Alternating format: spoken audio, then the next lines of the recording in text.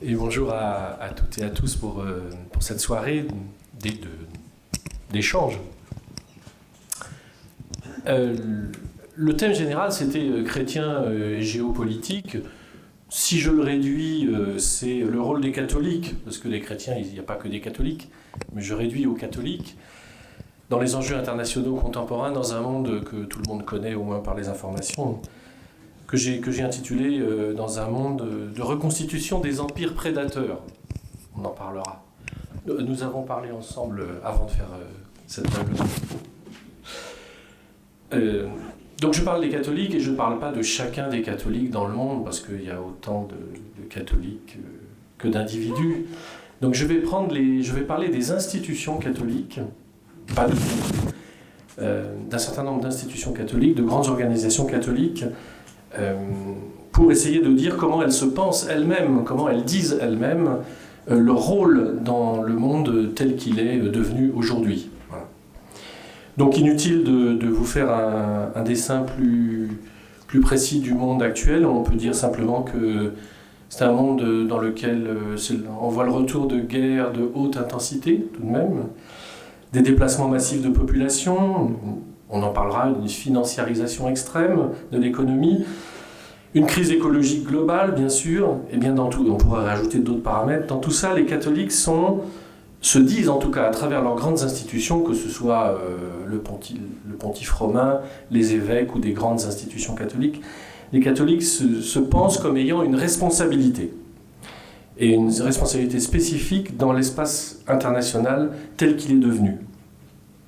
Et cette responsabilité n'est pas nostalgique d'un pouvoir perdu, d'une église qui était confondue avec le pouvoir pendant des siècles, ni non plus le rêve d'une puissance ou d'une ambition hégémonique. C'est plutôt, dans les discours catholiques, une vocation éthique et spirituelle qu'ils revendiquent, et aussi une responsabilité politique au sens noble du terme, c'est-à-dire, dans la ligne de Vatican II, servir la dignité humaine, au fond, servir la paix et la justice dans un monde polarisé et fragmenté.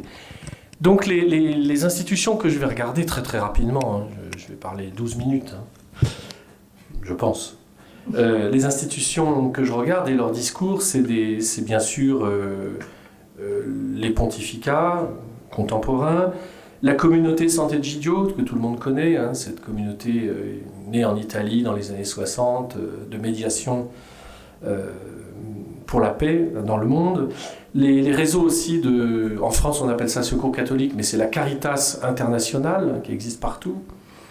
Et puis les différents épiscopats, mais aussi des expériences et des institutions comme en Afrique du Sud et en Amérique latine, les commissions vérité et réconciliation, pour essayer qu'il n'y ait pas de guerre civile après les conflits ethniques et politiques qui ont fracturé ces continents.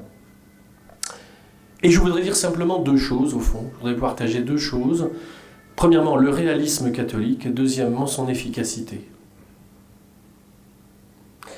Pourquoi je voudrais vous parler du réalisme catholique ? Parce qu'en général, il y a une objection récurrente, souvent, qu'on entend un peu partout, c'est que les catholiques sont un peu... ils rêvent, quoi. Ils sont un peu irréalistes dans un monde si dur.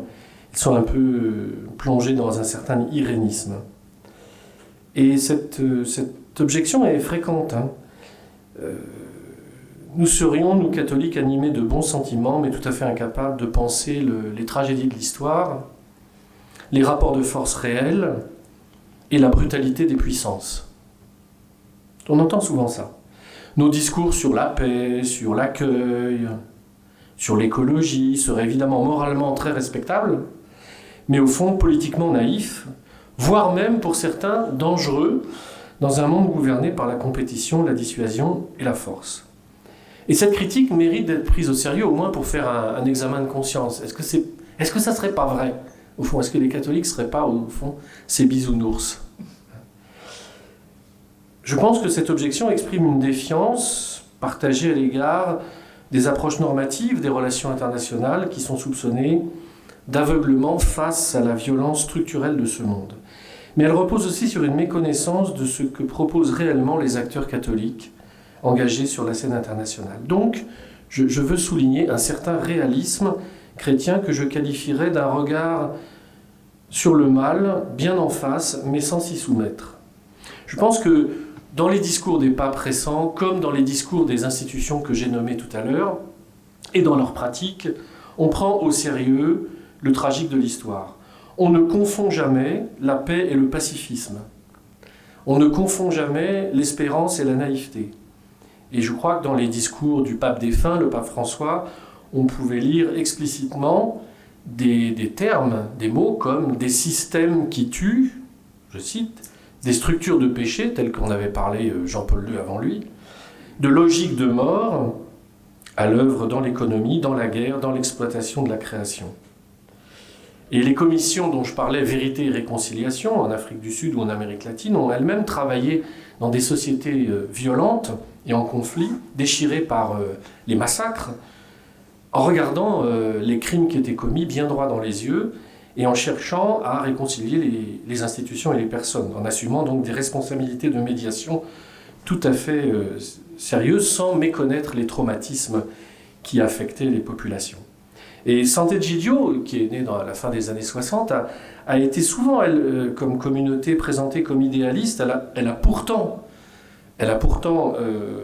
négocié dans des contextes de guerre civile parmi les plus complexes. Et elle a permis que des gens puissent dialoguer à nouveau, alors que les acteurs étaient encore armés, mais sans légitimer leur violence. Donc cette approche des catholiques à travers ces institutions et leurs discours, leurs pratiques, ne nie pas du tout le rapport de force, elle cherche simplement à le déplacer et à sortir de la violence. Donc le réalisme chrétien dont je parle ne consiste pas à sacraliser la force, au fond, mais plutôt à reconnaître que la force existe, qu'elle structure le monde et qu'elle doit être contenue, limitée, autant que possible, transformée. Et cette lucidité continue aujourd'hui parce que les catholiques de ces institutions, la Caritas, Sant'Egidio et d'autres lieux, ces catholiques sont engagés dans des enjeux internationaux et ils ne sont pas du tout aveugles, et si vous pouvez lire les textes de ces institutions, y compris du pontife actuel, sur la reconstitution d'empires contemporains. Et ils en analysent assez lucidement les ressorts, la prédation des ressources, la financiarisation, le contrôle des flux migratoires, l'instrumentalisation des identités, la réécriture de l'histoire de certains peuples, de certains pays.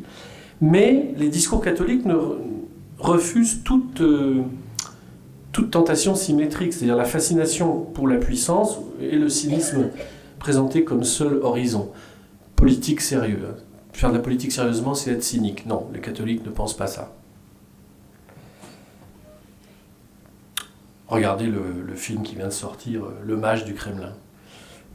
Refuser l'Empire n'est pas ignorer sa force, c'est refuser d'en adopter la logique. Là où le réalisme dominant se résigne à la loi du plus fort, la pratique et les discours des catholiques proposent un réalisme alternatif, c'est-à-dire celui de la dignité inaliénable, quoi qu'il en coûte, du droit des peuples et de la limite posée à la violence et bien sûr la primauté du bien commun. Non pas avec une baguette magique, mais dans des engagements répétés, longs et souvent cachés. Et c'est le deuxième point, qui sera le dernier, que je voudrais souligner, c'est que ce réalisme catholique, au fond, est une face cachée. Il y a une efficacité, mais souvent invisible, mais tout à fait réelle. L'accusation de naïveté s'appuie souvent sur une conception très étroite de l'efficacité, qui serait réduite aux résultats immédiats, des résultats mesurables, des résultats spectaculaires qu'on pourrait facilement transformer en slogan. Or, l'action des catholiques à l'international produit des effets durables, on peut les mesurer tout de même, mais des effets souvent invisibles à court terme. Par exemple, dans les médiations de Sant'Egidio, il y a des désescalades silencieuses qui prennent du temps dans les conflits armés. Il y a des médiations locales, il y a des protections concrètes des plus vulnérables, il y a le maintien aussi des liens humains là où tout s'est disloqué.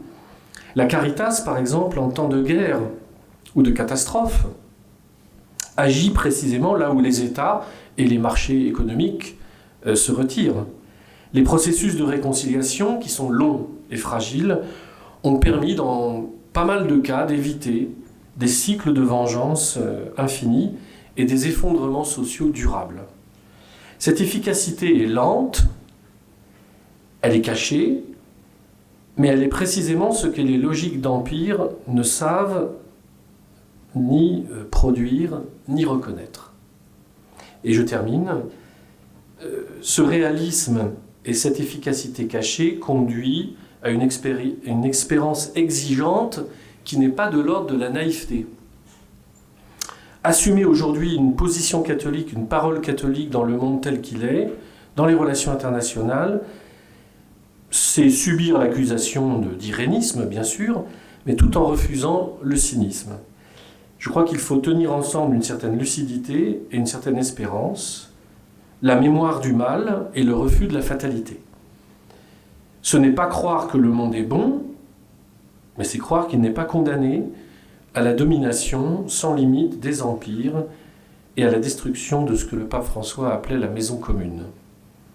Donc dans un monde qui nous pousse à confondre le réalisme et la résignation, la présence catholique constitue, me semble-t-il, à travers les discours qu'on peut lire des catholiques et de l'action de leurs institutions, cette présence constitue, me semble-t-il, une quasi-dissidence morale et politique.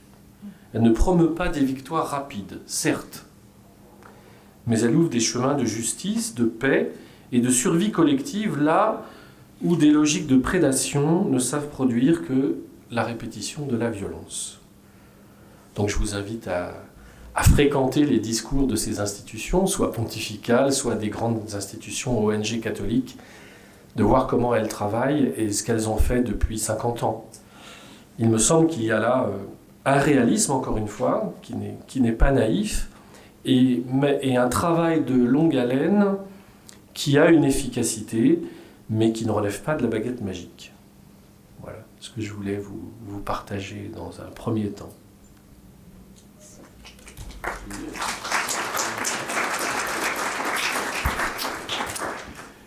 Bonsoir à tous. Donc moi je suis un peu le marchand du temple dans cette affaire. Je suis évidemment ni prêtre ni théologien, plutôt le praticien. Donc c'est de ce point de vue-là que je vais m'exprimer. C'est un entrepreneur, mais un entrepreneur disons qui s'intéresse à la vie de la cité, puisque maintenant on l'a rappelé, j'ai présidé un certain nombre d'organisations patronales françaises et internationales. Donc j'ai au-delà du périmètre de mon entreprise ou de mes entreprises, un intérêt pour la cité au sens là aussi noble de la politique. Donc je vais développer une réponse qui n'est pas forcément contradictoire à ce que vous avez dit, mais qui est sur un autre silo, une autre couloir de nage. Mais je voudrais commencer par un peu décrire pourquoi on est arrivé là, parce que vous avez rapidement dressé un portrait d'un monde un peu apocalyptique. Pour moi, c'est intéressant de comprendre comment on est arrivé là, parce que c'était pas le plan. La mondialisation devait être heureuse, pour reprendre une formule assez connue. Elle l'a été par certains côtés. Et donc, ce que je vais essayer de décrire dans la première partie, c'est comment on est passé de la mondialisation heureuse à la démondialisation malheureuse. Et puis, la deuxième partie, modestement, qu'est-ce que peut faire un catholique français ou européen dans cette galère, en quelque sorte.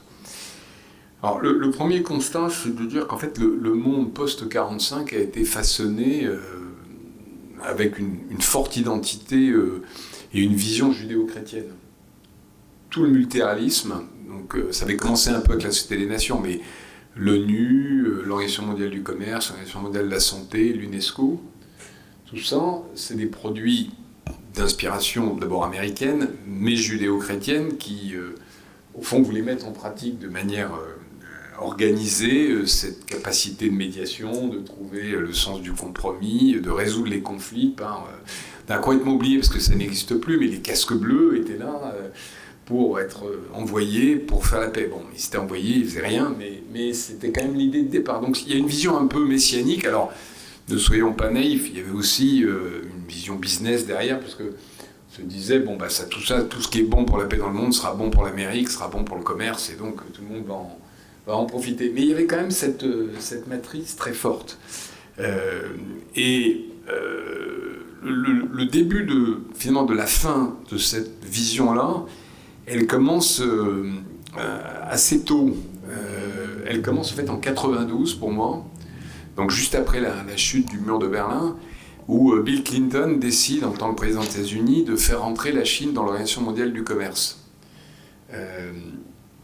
Et la décision est prise, quand on creuse un peu les archives, avec une idée qui peut paraître très naïve aujourd'hui, mais à l'époque faisait assez consensus, de dire c'est par le commerce qu'on va étendre ou imposer, selon la vision qu'on a, l'économie de marché d'un côté et la démocratie parlementaire de l'autre comme système universel.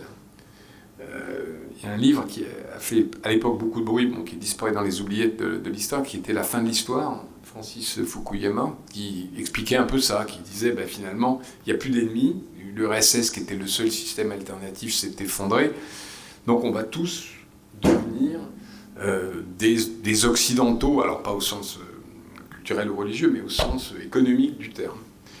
Et avant d'arriver là où on est, ça a plutôt marché. Je vous cite quelques chiffres parce que c'est des chiffres qu'on oublie, mais quand même le PIB, donc la richesse de la Chine, est passée, a été multipliée par 13 entre 92 et 2022. Et dans le même temps, les États-Unis ont multiplié leur richesse par 3 et l'Europe par 2. Donc c'est pas un jeu à somme nulle. Il y a des dégâts sur l'environnement, il y a des tas d'externalités, il y a des gens qui n'en ont moins profité, mais si vous êtes, je sais pas moi, thaïlandais ou coréen, vous avez... la Corée, c'était un pays, dans les années 90, c'était quand même un pays très peu développé. Donc on a créé, la mondialisation a créé des classes moyennes dans plein de pays qui sont sortis de la misère et de la pauvreté. Même en Afrique, contrairement à ce qu'on croit, pas partout, mais la croissance est forte. Des pays comme la Côte d'Ivoire, Maroc, sont toujours des pays qui sont... ils sont toujours classés par classement absurde comme pays émergents, mais en fait, qui se sont formidablement enrichis. Mais il y a quelque chose qui a fait dérailler le plan, en quelque sorte, même si tout ça n'était pas un plan. Je ne suis pas complotiste, il n'y avait pas une pièce secrète où tout le monde s'était réuni. Parce que, contrairement à ce qu'on avait pu imaginer à l'époque, ça n'est pas une économie de marché ou un modèle capitaliste qui s'est imposé. Contrairement à ce que croit peut-être une partie de la gauche française ou de l'extrême gauche, le capitalisme aujourd'hui en Chine, le capitalisme en Europe et le capitalisme aux États-Unis n'ont plus rien à voir. Alors je sais que ce n'est pas une pensée complètement évidente, mais je voudrais insister là-dessus 2 minutes parce que pour moi c'est fondamental. Vous avez un modèle de capitalisme d'État chinois qui est un capitalisme qui est planificateur, qui est extrêmement directif, qui va avec une dictature absolument féroce. Et peut-être il y a 5 ans ou il y a 10 ans, on disait non, ça va aboutir dans l'autre sens.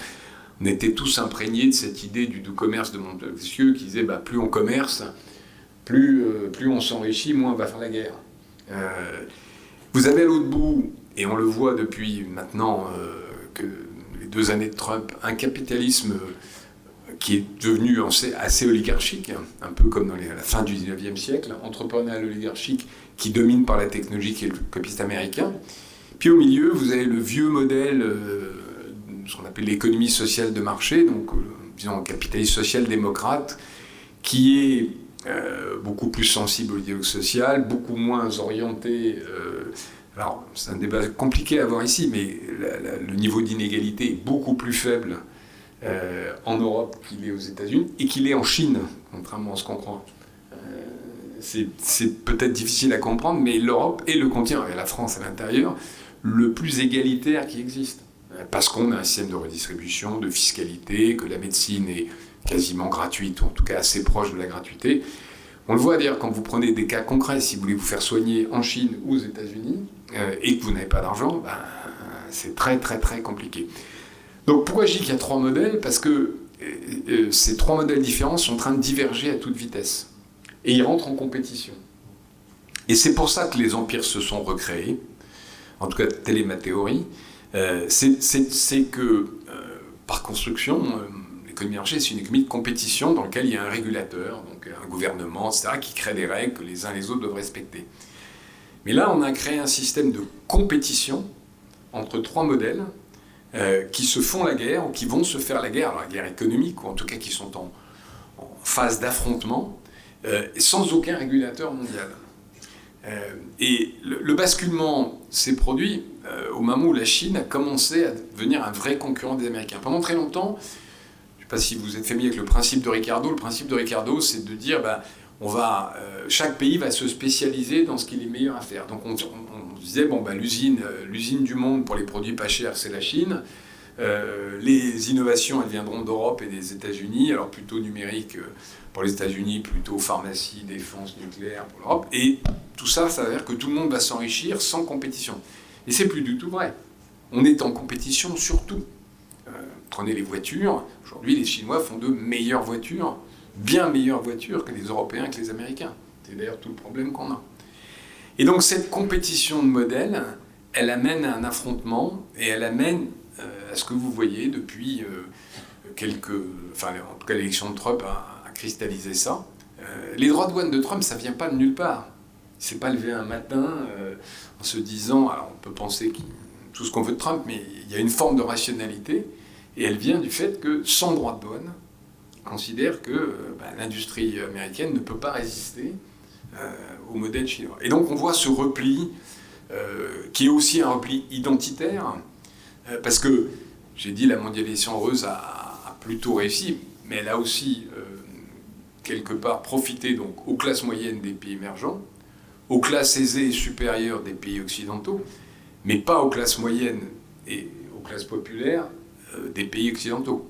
C'est pour ça que vous voyez partout dans le monde, enfin partout dans le monde occidental, des mouvements populistes qui prennent diverses formes. Ça peut être le Brexit en Angleterre, c'est le mouvement MAGA aux États-Unis, c'est la Ligue en Italie, qui disent c'est bien gentil, mais nous, on est les perdants de l'affaire, parce que les usines ont fermé, parce que nos salaires n'ont pas augmenté, parce que, etc., etc. Alors, je ne vais pas être trop technique, mais il y a une courbe d'un économiste qui s'appelle la courbe de l'éléphant, qui, en gros, parce que ça a une forme d'éléphant, et qui montre comment la richesse qui a été créée depuis 30 ans dans le monde, une incroyable augmentation de richesse, a été, entre guillemets, répartie. Elle n'a pas été répartie également entre tous les pays de la planète. Et contrairement à ce qu'on croit, elle a été répartie beaucoup plus en dehors de l'Occident que dans l'Occident.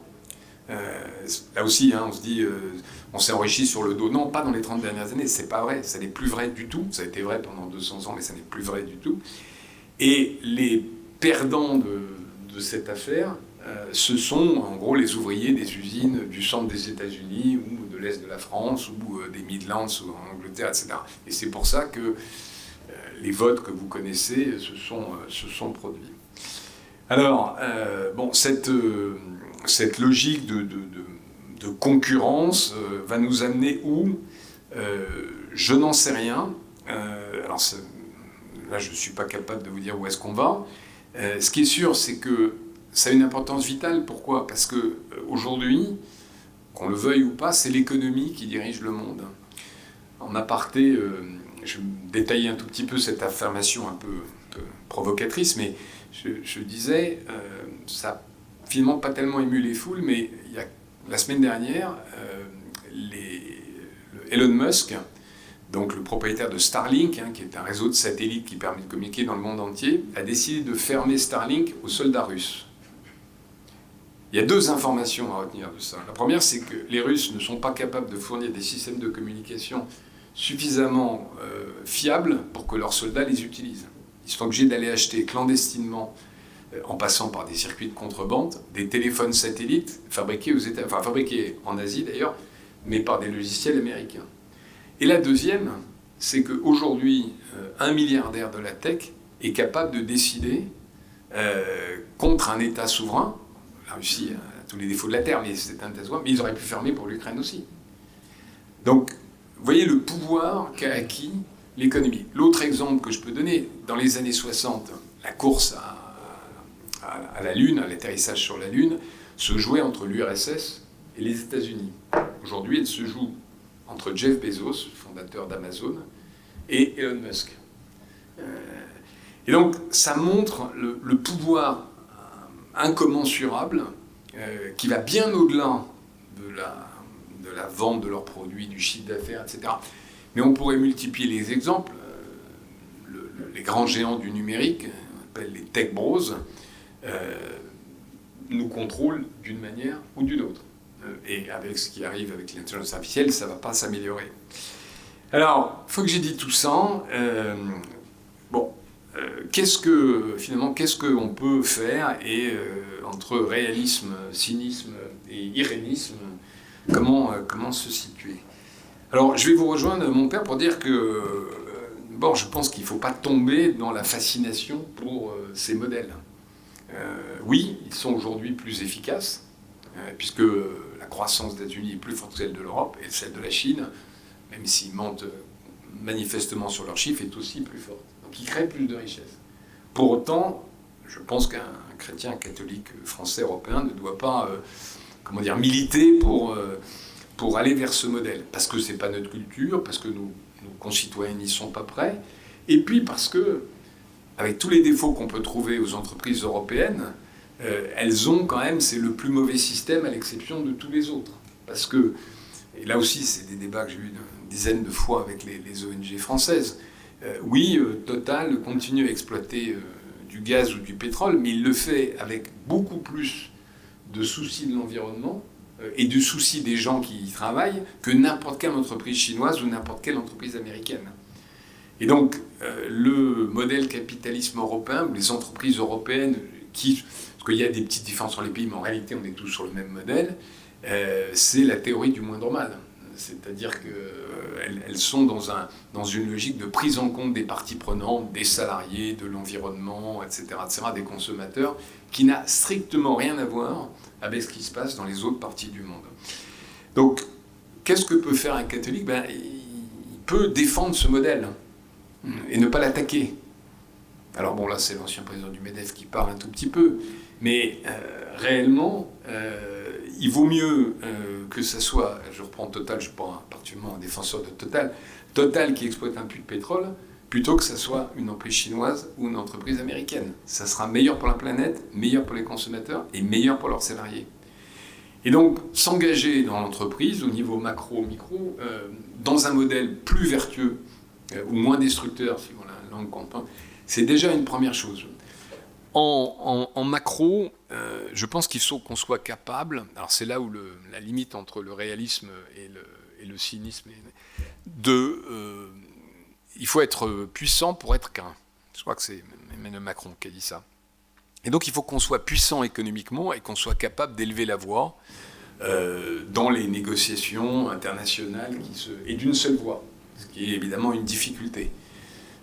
Je crois que Mme von der Leyen se revendique en tout cas comme chrétienne ou catholique, d'ailleurs si je ne me trompe pas, et elle doit être capable de défendre l'Europe face à Trump. Alors on peut discuter si elle le fait bien, si elle ne le fait pas assez, tout ça est un autre débat, mais en tout cas, il ne s'agit pas de céder aux oukases et de tomber dans le mauvais camp. Ça c'est la vision un peu macro. Mais il y a aussi une action micro que tout à chacun dans cette salle peut et quelle que soit sa place dans l'économie, parce qu'on est tous des agents économiques. On est des agents économiques quand on est chef d'entreprise, évidemment, peut-être avec un peu plus d'impact, mais on est des agents économiques quand on est salarié et surtout quand on est consommateur. Et une des choses que moi m'a toujours stupéfait, c'est le double discours, en quelque sorte, que tout à chacun pratique. Entre son comportement en tant que consommateur, où il devrait privilégier les entreprises européennes, etc. Et puis le comportement réel, où finalement on a l'impression qu'il y a deux cerveaux, quoi, en quelque sorte. Et tous les tentatives qu'on fait autour du Made in France, du respect d'un certain truc, quand même ont beaucoup de mal à décoller. Donc chacun d'entre nous peut agir collectivement, comme vous évoquiez, à travers les mouvements économiques, mais aussi individuellement, dans son entreprise, dans son supermarché, etc., etc., etc. Et je voulais terminer peut-être pour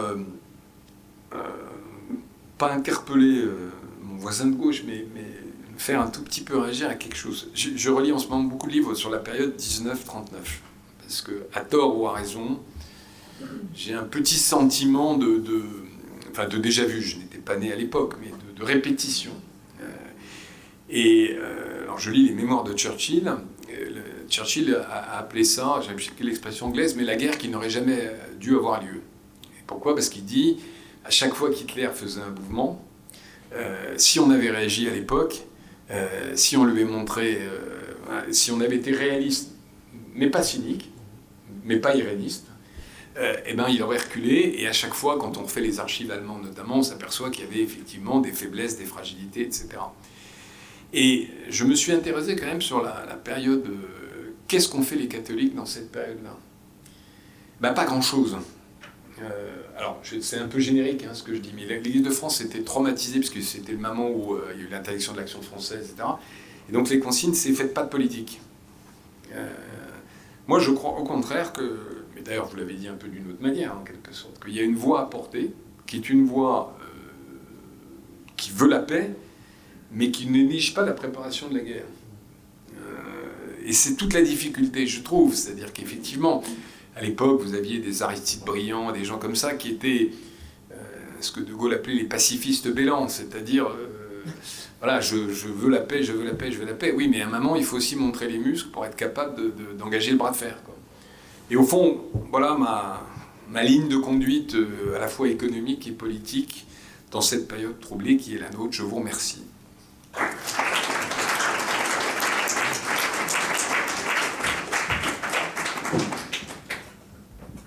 Avant de prendre les questions, on peut avoir un échange. Je me pose la question aussi, comment on en est arrivé là ? Alors, il y a l'explication historique et économique, et il y a aussi comment on en est arrivé là dans le comportement individuel. Parce que le monde dans lequel on est entré est un monde donc, que vous venez de décrire, mais au niveau du comportement individuel qui a beaucoup changé aussi. C'est-à-dire, pourquoi on ne se mobilise pas individuellement en étant un consommateur responsable ? Je pense que la culture qui progressivement est devenue la nôtre et dont nous avons été à la fois des héritiers du passé, mais aussi des fabricants de cette culture, c'est une culture libérale au sens philosophique du terme, et une culture de l'individu. C'est-à-dire... chacun d'entre nous pense que c'est d'abord sa liberté qui compte. Et ensuite, il renoncera un peu à une partie de sa liberté parce qu'il faut vivre avec les autres, il faut payer les impôts, il faut s'arrêter au feu rouge, sinon c'est un accident. C'est-à-dire que progressivement, on a quitté les sociétés collectives qui agissaient collectivement, spontanément, et qui sont des sociétés qui ont façonné l'Europe. Aujourd'hui, on est tous partie prenante d'une culture globale, mondiale, et qui est au-delà de l'Europe et des États-Unis, enfin, qui touche aussi l'Amérique latine, qui touche aussi l'Afrique. Quand on voit des jeunes à Abidjan ou dans les grandes villes, ils fonctionnent exactement comme n'importe quel jeune à travers le monde. Donc une culture de l'individu, une culture très très libérale, très pluraliste. Tout le monde aujourd'hui veut, dans les pays démocratiques, un pluralisme de pensée, de partis, de syndicats. Nous voulons un monde pluriel. Enfin, nous voulons encore un monde pluriel. Peut-être qu'il y a des freins de tous les côtés, mais c'est-à-dire qu'on est rentré dans un monde absolument... Et ça, c'est les années 60-70, ça n'existait pas avant. C'est qu'on est rentré dans un monde où, au fond, c'est Marcel de Hochet qui a écrit ça dans Le Désenchantement du monde, déjà en 1985, un monde où, au fond, l'individu est tout seul. C'est-à-dire qu'il n'est plus beaucoup aidé par des institutions, que ce soit la famille, l'État, l'Église ou autre, pour être étayé, pour tenir debout dans la vie. L'individu est laissé à sa propre vie, à sa propre démarche. Et en plus, il le revendique. Il le veut politiquement, il le veut religieusement. C'est mon droit. C'est l'expression majoritaire. C'est mon droit et c'est mon choix. Donc comment, dans un monde qui est aux prises avec ces trois empires, et qui est dans la concurrence de ces trois empires, comment solliciter l'individu qui est rentré dans ce type d'individuation ? C'est-à-dire comment on va faire pour qu'il y ait à nouveau, enfin c'est une préoccupation que j'ai, comment on va faire pour qu'il y ait une prise en compte, une responsabilité collective à l'égard du monde de la concurrence des capitalismes et du monde des empires dans lequel on est rentré. Je trouve que... Et les chrétiens sont des citoyens comme les autres de ce point de vue-là. Ils participent à la même culture. Vous voyez bien, dans l'Église catholique, chacun revendique d'être de ceci, de cela, de telle option, de telle tendance, de tel groupe, et trouve ça tout à fait normal. Et délégitime des régulations qui viendraient verticalement leur imposer de marcher dans le même sens et vers le même objectif. Donc c'est le même problème dans la société et dans l'Église. C'est pour ça, de toute façon, et c'est logique, puisque c'est le même monde. Donc la vraie question, enfin une question, que je ne sais pas si c'est la vraie question, mais une question que j'ai, c'est que dans le monde que vous avez décrit de concurrence et des empires, des nouveaux empires, si l'on veut solliciter l'individu pour qu'il ait une prise de conscience d'une responsabilité plus collective, bien sûr individuelle, mais aussi plus collective pour peser dans la société, comment va-t-on s'y prendre? Et qui va c'est pas seulement le comment, c'est qui va être l'instituteur, enfin qui va faire les apprentissages de cette dimension de responsabilité, alors j'ose pas dire collective, mais commune, qui dépasse simplement l'horizon libéral de l'individu, pluraliste, mondialisé, et qui n'est plus qu'un électron libre qui va chercher ce dont il a besoin immédiatement, et si c'est moins cher, c'est Chine, ben on achètera là. Enfin, je ne sais pas si je peux répondre à cette question. Juste peut-être une précision sémantique. Quand vous dites les 3 empires, je pense qu'il y a 2 empires. Et malheureusement, sans jouer sur les mots, mais il y a 2 empires qui nous prennent un sandwich, quoi. Et nous, on est une espèce de copropriété où il n'y a pas de syndic et le gars du rez-de-chaussée n'est pas content parce qu'il paye pour l'ascenseur du gars du 6e, quoi. Enfin, je veux pas faire une description trop négative de l'Europe, mais il n'y a pas du tout cette notion-là, en tout cas. Ouais. Et oui, d'ailleurs, en fait, l'Europe n'a jamais été conçue comme un empire, au départ. Non, vous posez la question du destin commun. Comment trouver un destin commun? Bon, il y a une première réponse qui est il faut avoir des intérêts en commun. Et vous avez raison de dire, moi ça me fera beaucoup, c'est que finalement la mondialisation a créé une classe occidentale élite qui ne se sent plus enracinée dans un pays. Je vais faire mon gauchiste de service, pour une fois ça m'arrive rarement, mais des gens qui partent parce qu'on augmente les impôts, sauf si Mélenchon arrive au pouvoir, mais enfin, je veux dire, c'est quand même quelque part un manque d'enracinement, un manque de patriotisme. Mais ça n'existe presque plus, parce qu'on est effectivement citoyen du monde. Mais ça concerne, pour moi, quelques pourcents de la population. C'est bien d'ailleurs le problème, et l'écart, ces élites ont fait sécession, en quelque sorte, avec le destin commun, et ceux qui restent, ils perdent leur emploi, ils ne sont pas contents, les salaires n'augmentent pas, et ils votent pour ceux qui leur proposent un destin commun. Parce que Make America Great Again, c'est bien un destin commun. L'instituteur, non, je ne sais pas quelle expression vous avez... Enfin, celui qui a essayé de proposer un destin commun avec toutes les limites qu'on peut trouver, je ne suis pas en train de pas avoir été gauchiste de défendre Trump, je vous rassure, je ne fais pas le grand écart, mais il a trouvé la formule qui date de Reagan d'ailleurs, mais le slogan pour dire on va retrouver un destin commun. Et c'est pour ça qu'il y a ce retour de l'identité. Parce que quand j'ai dit en 92 le bouquin de Fukuyama, il disait aussi, il y avait aussi cette idée de citoyen mondial. En gros, c'est un bouquin de 300-400 pages, donc je ne vais pas le résumer en 2 mythes, mais enfin il disait finalement le cadre chinois, et le cadre américain et le cadre africain, etc., ils auront tous en commun les mêmes réflexes, les mêmes machins, etc. C'est vrai pour X% de la population, mais ça l'est pas. Ça l'est pas pour le reste. Et c'est ça qui a provoqué une réaction. Donc il y a un destin commun, mais c'est pas forcément parce que c'est celui qui veut s'affronter, quoi. C'est celui qui... Puis il y a une autre réflexion qui me vient, puisque finalement, qu'est-ce qui est multinational aujourd'hui? L'ONU, ça n'existe plus. L'OMC, il n'y a pas une réunion depuis 30 ans. L'OMS s'est décrédibilisé pendant le Covid, donc il y a plus de... Ça n'existe plus, le multilatéralisme. Mais qu'est-ce qui existe comme transnational? On va dire, il y a Musk, Google, machin, etc., donc le numérique. Et puis, il y a les religions. Et là, ça me permet de vous renvoyer la balle. C'est un catholique américain, comme le vice-président des États-Unis, et, je ne sais pas moi, la présidente du Secours catholique en France, ont toutes les deux en commun la même religion, mais je ne suis pas sûr qu'elles partagent beaucoup plus que ça. Et donc là, il y aurait moyen de faire des passerelles, mais je ne sais pas si elles sont possibles. C'est vrai, vous l'avez un peu dit, il y a des catholiques, je ne sais pas s'il y a des églises catholiques, mais il y a des catholiques qui ont chacun leur vision de ce qu'il faut faire.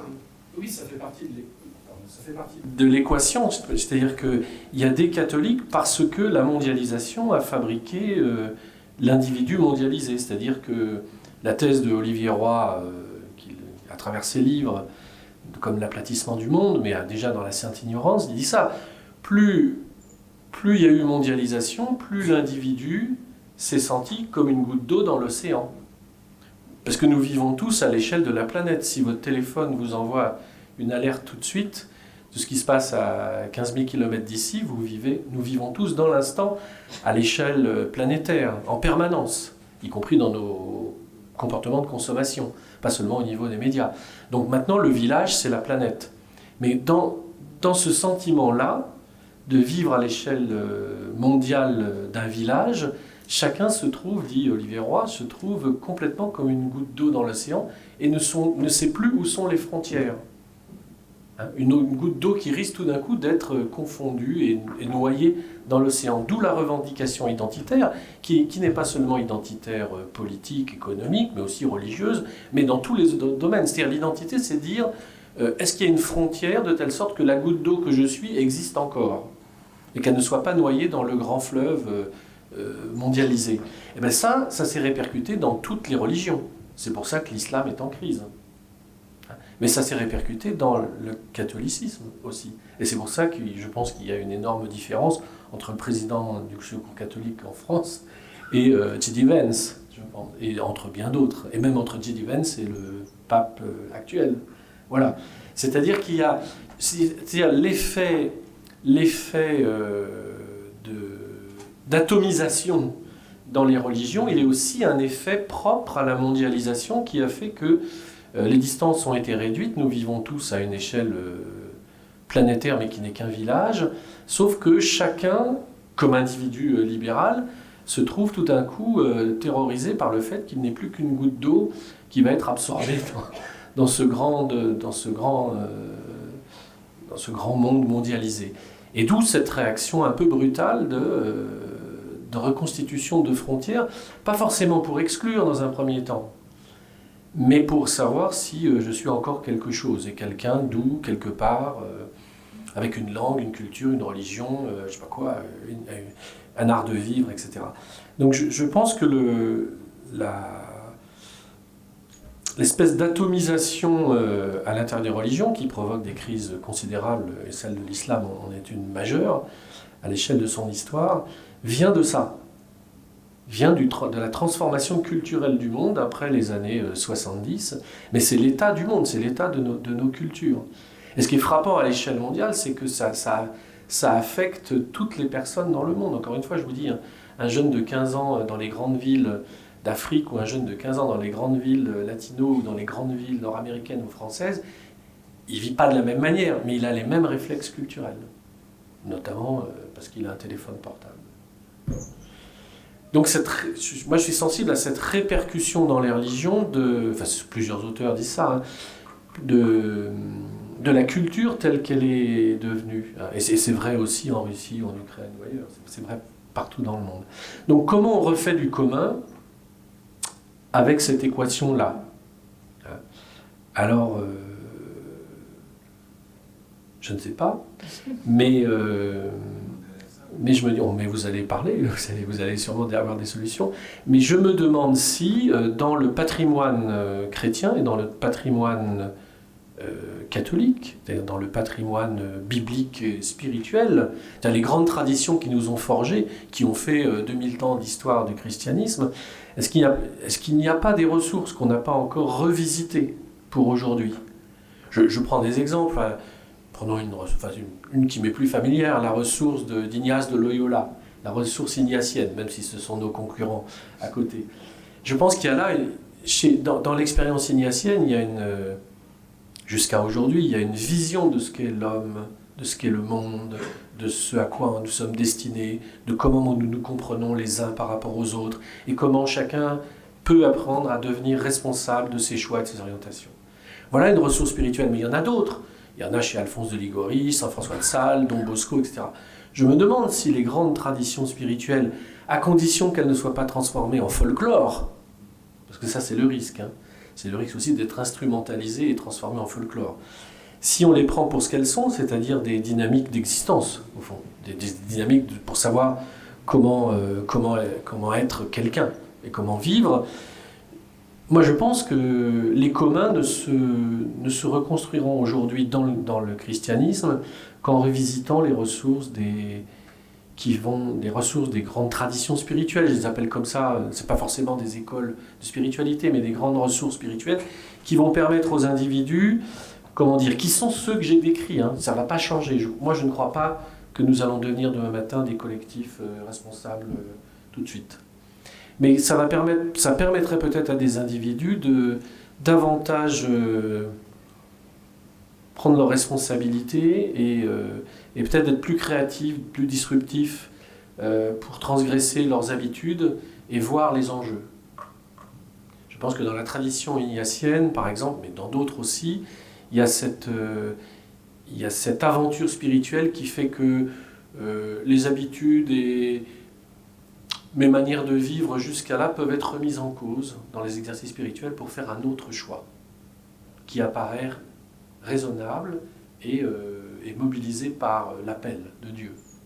Donc je croirais assez volontiers, non pas à un réarmement spirituel, ne m'enfermez pas là-dedans, mais dans une exigence aujourd'hui pour les chrétiens de revisiter un très long patrimoine, je repense à Benoît de Nursie, Saint Benoît, etc., un très grand patrimoine qui va dans beaucoup de directions et qui permettrait, pour refaire du commun, d'abord de savoir qu'on n'est pas une goutte d'eau perdue dans l'océan. Et donc de pouvoir se reprendre en main. Et une fois qu'on s'est repris en main, de pouvoir tendre la main à l'autre.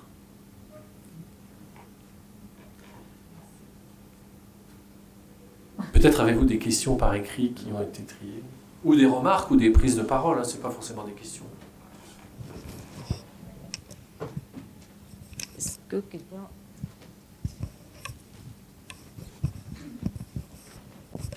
Réaction? Merci. Alors, comment, la question est formulée comme ça, comment repasser de l'individu aux grandes traditions spirituelles? Donc je pense que ça c'est pour Jean-Louis. Je précise. Oui, il faut parler. C'est plus simple, de toute façon.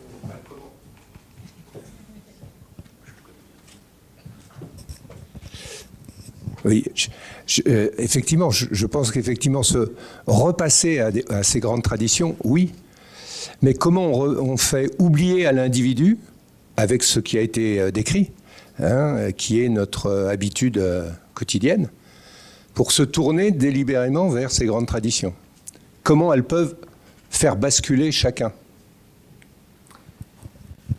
Je ne sais pas comment elles peuvent basculer, mais il y a une responsabilité des églises, encore une fois. Il y a encore un petit peu d'institutions dans les églises qui fonctionnent plus ou moins, mais il y a quand même un petit cadre institutionnel. Et il y a, on a vu, enfin moi je prends l'exemple, on a vu quand même que 13 années avec le pape François, ça pèse quand même. Et quand quelqu'un donne un certain nombre de directions, et dans une institution catholique qui est quand même organisée comme on le sait, quand quelqu'un donne un certain nombre de directions, un certain discours, et fait en sorte que dans les épiscopats mondiaux, etc., et dans les grands mouvements d'église, ce discours trouve un certain écho, trouve aussi beaucoup de refus, mais trouve aussi un certain écho, ça peut peser au bout d'un moment. La maison commune, tout le monde en parle aujourd'hui. L'écologie intégrale, tout le monde en parle. L'école inclusive et intégrale, tout le monde en parle. C'est-à-dire, il y a des choses qui peuvent être impulsées. C'est-à-dire, il y a des gens, ce que j'appelle les instituteurs, il y a des gens qui peuvent mettre en route des dimensions. qui seront après relayés dans les églises comme on pourra le faire. Le risque, c'est qu'il y ait tellement peu de... Comment dire ça ? Le risque, c'est que les institutions étant devenues tellement fragiles, toutes les institutions, c'est que ces institutions arriveront-elles à impulser des pratiques de revisitation des traditions spirituelles. Oui. Je pense que le pape François, en 13 ans, l'a fait et a produit un commencement et de nouvelles inflexions pour le catholicisme. Et à l'évidence, le pape Léon va dans le même sens, peut-être de manière plus diplomate. Mais évidemment, il faut des entraînements, C'est pour ça que je parlais tout à l'heure de avec la notion d'instituteur, qui fera la leçon de choses. Vous vous souvenez, à l'école primaire, la leçon de choses, on vous montre d'abord, vous allez chercher une feuille de platane dans la cour, on la met sur le papier blanc, et l'instituteur faisait le dessin, et on dit, vous faites comme moi. Qui va impulser l'envie de faire comme ? Qui va donner du goût à ? Et il faut un minimum d'institutionnalité pour montrer que l'exercice est faisable, qu'il est intéressant et qu'on peut avoir goût à le faire. C'est une des questions dans la théologie de l'Église aujourd'hui, dans ce qu'on appelle l'ecclésiologie. Qui va donner du goût ? Mais moi, je vois ça je travaille pas mal avec les chefs d'établissement de l'enseignement catholique depuis. C'est comme ça. Bon. Un chef d'établissement, c'est ça le problème. Comment on éduque une classe d'âge ? Et comment on crée une dynamique dans un établissement catholique qui va pouvoir impulser une manière d'être homme, d'être femme, d'être responsable, de prendre sa vie en main, de savoir prendre du recul, de discerner, etc. Et comment on fait ? Comment on fait avec une institution qui est celle-là ? Ça pourrait être la même chose dans un hôpital ou à la prison, ou dans un mouvement caritatif. Quelles sont les institutions capables de donner du goût à l'expérience spirituelle, à l'expérience de reprendre en main sa vie pour peut-être sortir des habitudes qui ne concourent pas au bien commun, qui ne concourent pas à chercher du commun. Parce que ça sera trop difficile de le faire individuellement, ce que je pense. Peut-être la question suivante, peut-être c'est Geoffroy, vous pouvez réagir. Finalement, enfin, ça rebondit sur la question de Jean-Louis, mais dans le réel, dans le réalisme, quel type d'institution pourrait relayer en fait un engagement spirituel avec cette question qui est posée là, comment réagir à la crise de confiance dans les institutions ? Je ne vais pas répondre à l'engagement spirituel, mais sur la crise de confiance des institutions, il y a, c'est vrai d'ailleurs pas seulement en France, une des institutions qui tient encore la route dans les études d'opinion, encore vu, il y a une étude qui est sortie l'année dernière, c'est l'entreprise. Alors, c'est un terme un peu générique, parce que ça ne veut rien dire, l'entreprise, ça n'existe pas. Il y a des entreprises, mais tous les sondages montrent, c'est vrai à peu près partout, en tout cas dans les pays développés, qu'il y a une confiance dans l'entreprise qui a monté très fortement, en plus après le Covid, et c'est un vase communicant, enfin je ne sais pas si c'est vrai en termes de sondage, mais en tout cas en termes de chiffres, avec la défiance des politiques, enfin défiance vers les politiques. Je ne suis pas naïf, c'est-à-dire que c'est un peu comme les maires à l'intérieur des politiques, il y a aussi le côté échelon de proximité. On a confiance dans quelque chose qu'on connaît, mais ça touche aussi, de manière moins forte, les grandes entreprises. Pourquoi ? Je pense parce que c'est une des institutions qui a un effet sur le réel. Alors, quelquefois un effet négatif, quelquefois un effet positif, mais on a l'impression que le citoyen du monde occidental pense que la politique ne peut plus rien faire. Et que par contre, une entreprise peut contribuer, encore une fois, en bien ou en mal, à changer un peu le quotidien. C'est pour ça que je reviens à mon point de départ, c'est-à-dire que dans l'économie marché telle qu'elle est dans le monde, il y a des entreprises qui contribuent plus au bien commun que d'autres. Et donc, alors, il n'y a pas forcément d'engagement spirituel derrière, parce que c'est une somme de décisions individuelles. Un patron chrétien, c'est d'abord un patron qui, chaque fois qu'il prend une décision, essaye tant bien que mal de prendre une décision en se regardant dans la glace, quoi. En essayant de prendre en compte, voilà. Mais il y a quelquefois des choix très difficiles entre deux mauvaises solutions.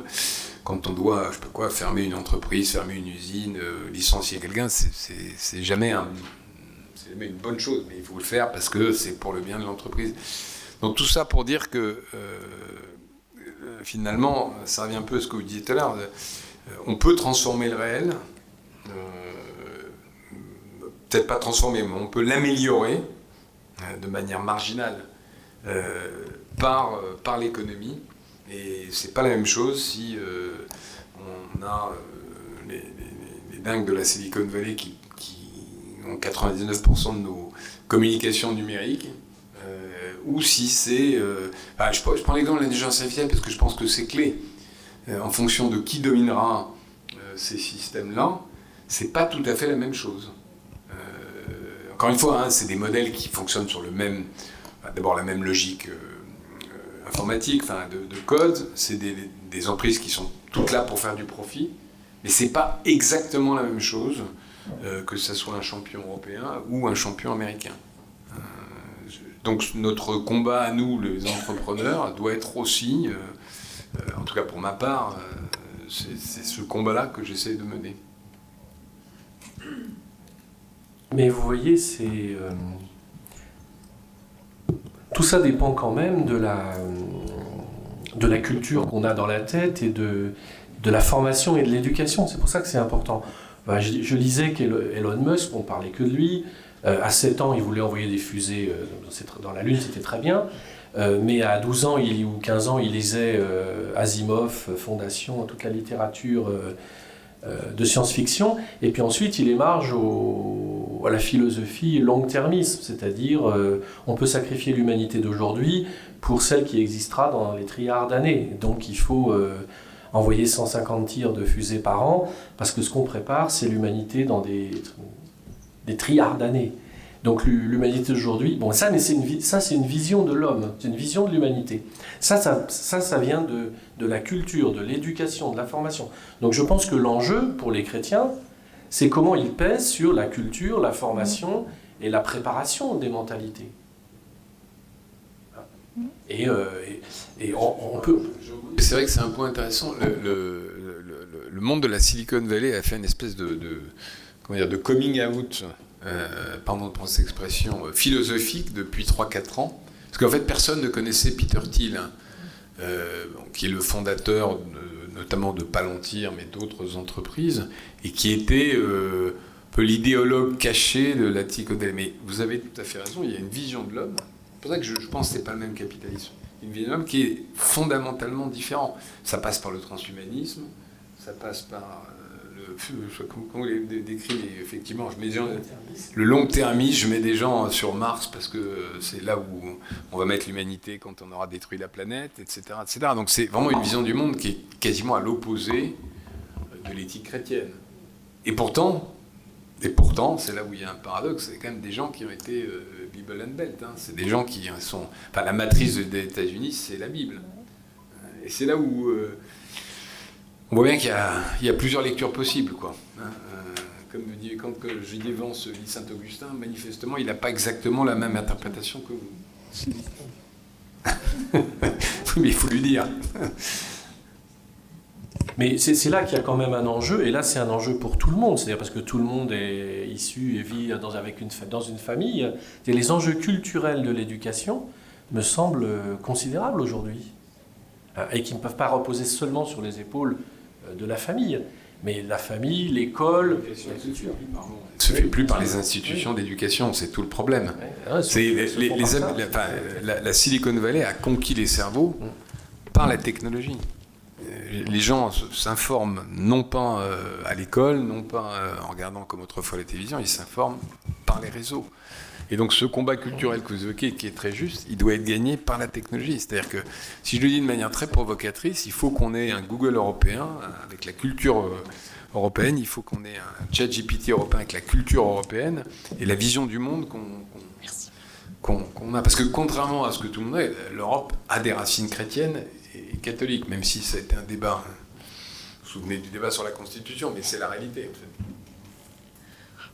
Bonsoir, merci beaucoup pour vos interventions respectives. Moi, j'avais une petite question à poser au père Soulti, un peu provocatrice, mon père, et je vous fais aller plus sur un domaine politique, sur l'implication justement des chrétiens dans le monde politique, pas juste l'économie.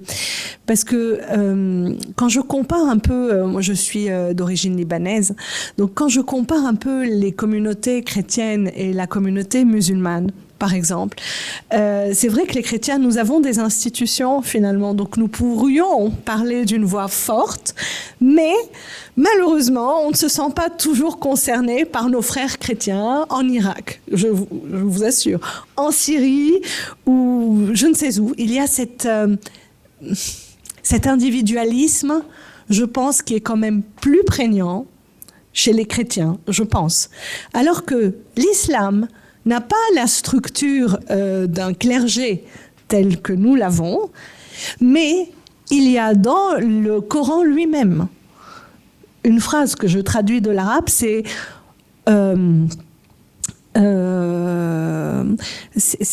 aide ton frère, qu'il soit persécuteur ou persécuté.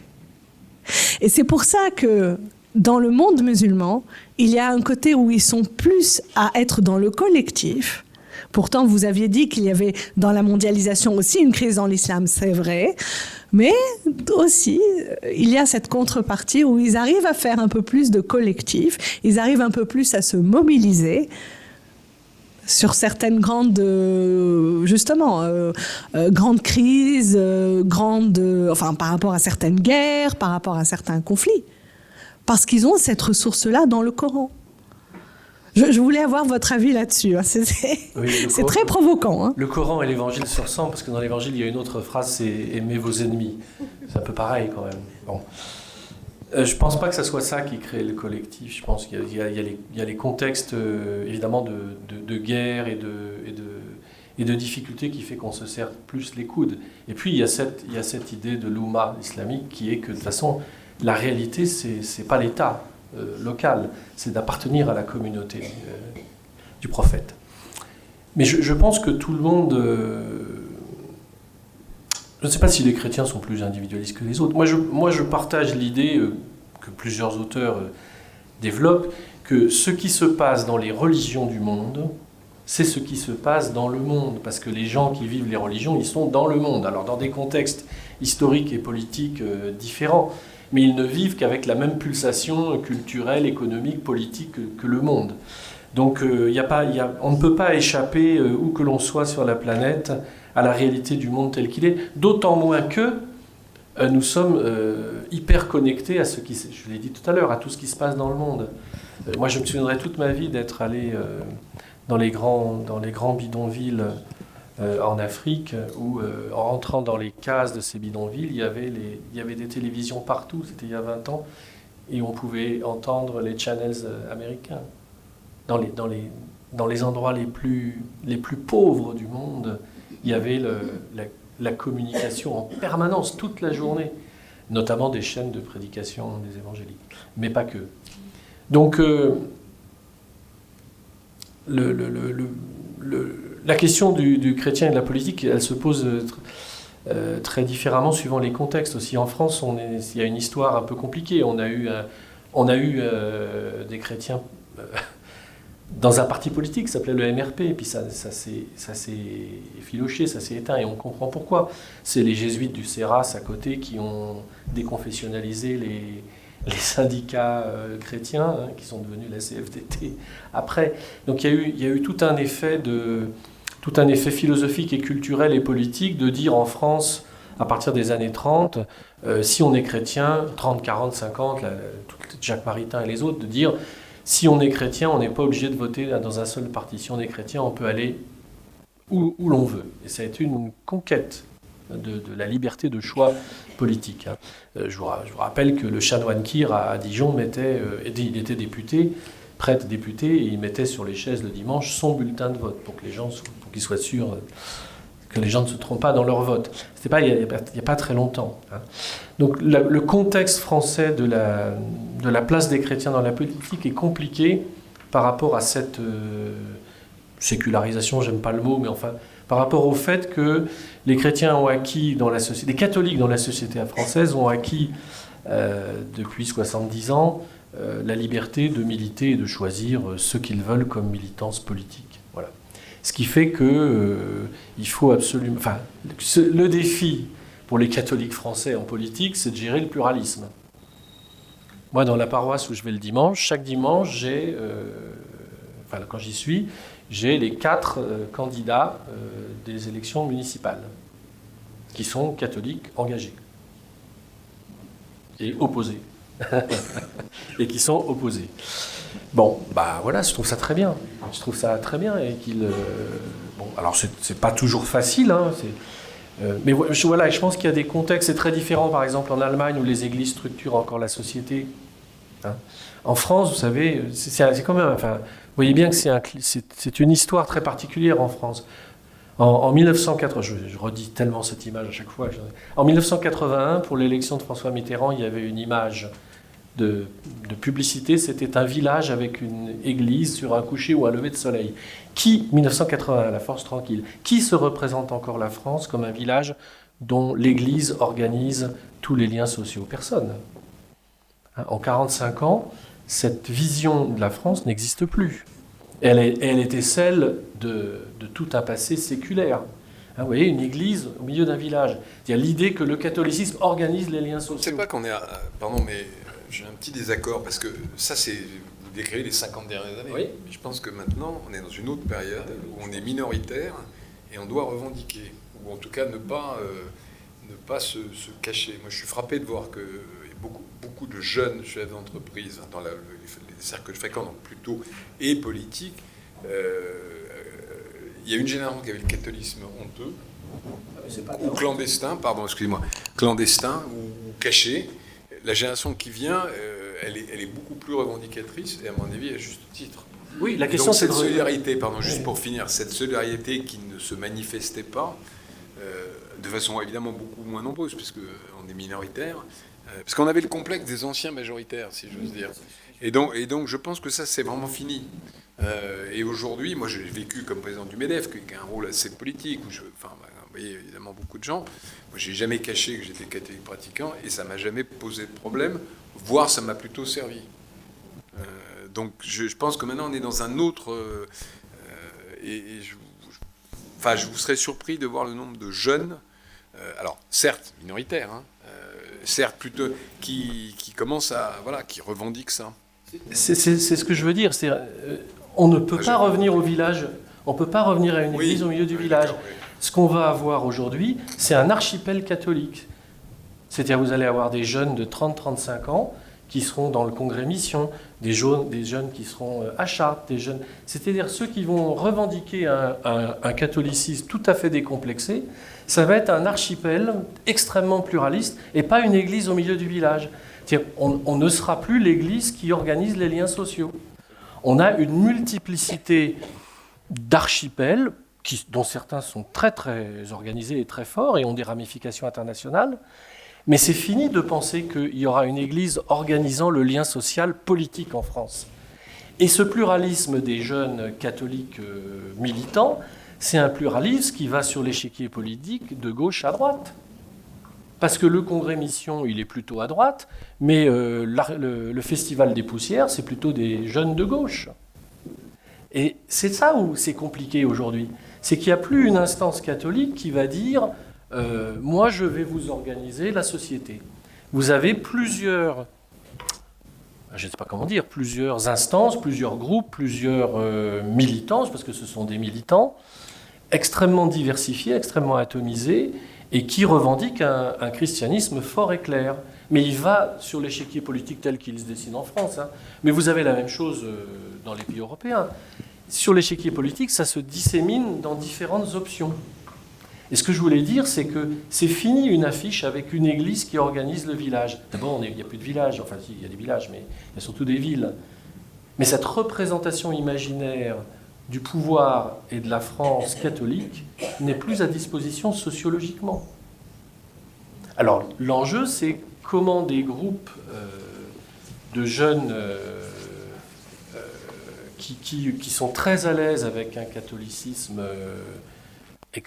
explicite et visuel, comment ils vont se retrouver quand ils sont politiquement en désaccord?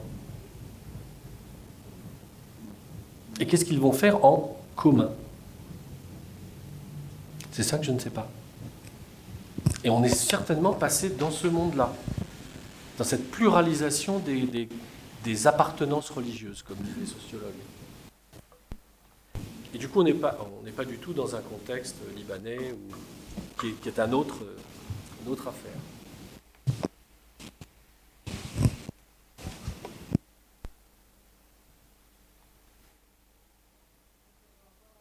Question?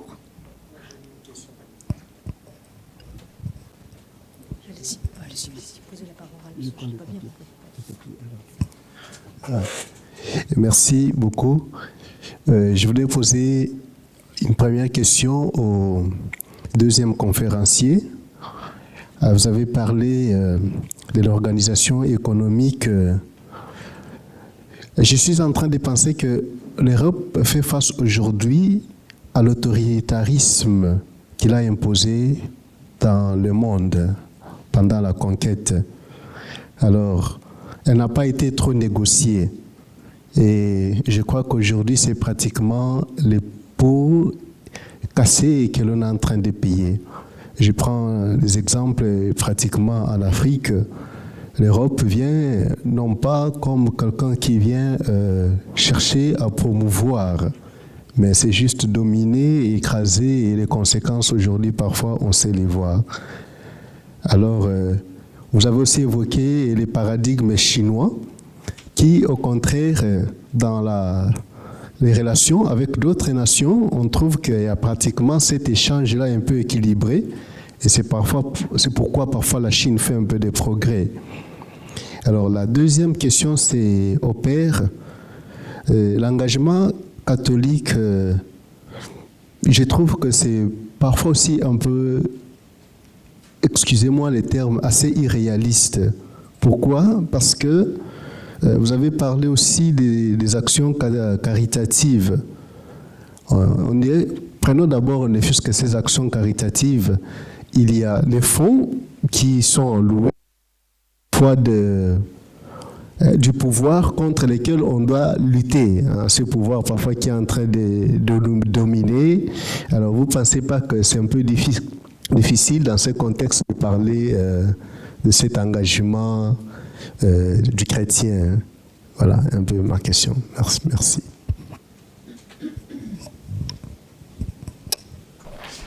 Bon, je ne vais pas parler de l'Afrique comme si je le connaissais bien, mais il se trouve que je préside jusqu'à la fin d'année là, les patronats francophones, donc j'ai été une dizaine de fois en Afrique dans les 2 dernières années. J'ai une vision un peu différente des choses, parce que je vais vous raconter juste une anecdote en fait. J'étais à Brazzaville et discutais avec le chauffeur de taxi, et on passe devant un magnifique bâtiment qui venait d'être construit par les Chinois, et qui sont très présents comme partout en Afrique. Et il m'a dit, je lui ai dit, bah, c'est magnifique, et ça. Et il m'a dit, vous inquiétez pas, ça tiendra 5 ans. Alors, bon, c'est une anecdote, ça vaut pas évidemment plus que ça. Mais la manière dont les Chinois s'installent en Afrique commence à apparaître avec effectivement des constructions qui sont financées, mais après une mainmise sur les ressources qui est très très forte. L'Europe a beaucoup de torts, et notamment au XIXe siècle, mais aujourd'hui, elle n'est pas du tout dans une logique prédatrice. Le problème qui se joue en Afrique, moi, je le vois différemment, et encore une fois avec beaucoup de modestie et de prudence, c'est qu'on est sur un combat de système. Les pays africains ont beau jeu de nous dire, bah oui, mais vous, votre système démocratique, il ne fonctionne pas, vous ne faites pas beaucoup de croissance, c'est souvent un peu le bin chez vous, vous changez de majorité tout le temps, enfin, quand on change de majorité, parce que là, on n'en a pas.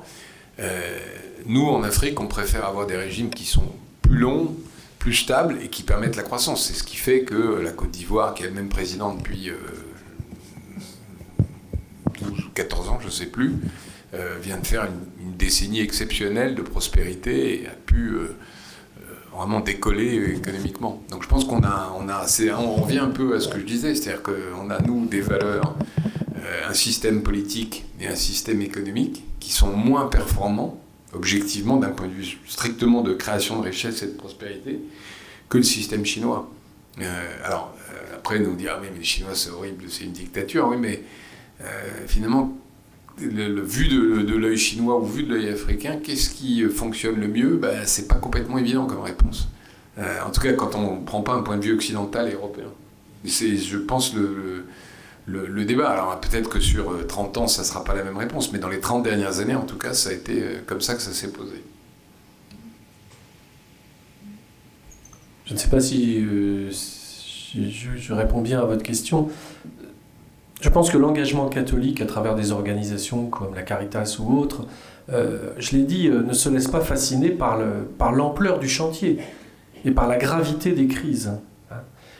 Mais moi je trouve assez intéressant qu'en France, le secours, pour parler que du secours catholique, c'est 35 000 bénévoles, c'est 900 et quelques salariés, et dans chaque département, il y a une antenne et des gens engagés et qui ont un œil tout à fait aiguisé sur la nature des pauvretés actuelles et qui tentent de faire avec d'autres partenaires, pas avec cette seule institution, du travail et des efforts. Donc à la fois des observateurs qui savent très bien dire pourquoi les gens sont et comment les gens sont en pauvreté, et d'autre part de savoir inventer des pratiques, des actions avec d'autres organisations qui permettent de lutter contre la chose. Alors on peut dire c'est une goutte d'eau dans l'océan, on peut dire c'est trop lent, on peut dire ça ne change pas tout du jour au lendemain, mais enfin ça, non seulement ça opère des choses très concrètement pour des gens localement, mais deuxièmement ça installe une vision du monde, encore une fois. Un mouvement comme la Caritas, ça inscrit dans le monde, et pas seulement en France, dans le monde, une vision de l'être humain, une vision de la société, une vision que même ceux qui sont en précarité ont une dignité humaine. Ne serait-ce que cela. Bien sûr, c'est pour ça que j'ai dit avec d'autres, pas que. Non. Non, c'est pas ce que je veux dire du tout. Je prenais un seul exemple qui était celui-là, et que d'autres aient la même dynamique. Je veux dire, être catholique n'est pas une revendication. Je pense que vous avez raison de penser ce que vous pensez, sûrement. S'il n'y avait pas de différence, je pense que les gens ne s'adresseraient pas aux institutions auxquelles ils s'adressent pour s'engager comme bénévoles. Je pense qu'ils font des choix réfléchis et raisonnables et qu'ils savent faire la différence entre les institutions qu'ils choisissent, me semble-t-il. Quant à... Je pense que, par ailleurs, de fait, des institutions catholiques et d'autres qui ne sont pas catholiques peuvent promouvoir des valeurs et des engagements communs. Dieu soit loué. Dieu ne s'est pas contenté seulement de s'adresser aux catholiques. Et c'est une bonne chose. Est-ce qu'il y a encore une ou deux questions? Bon. Très bien. Il nous reste à vous remercier vraiment tous les deux de votre intervention.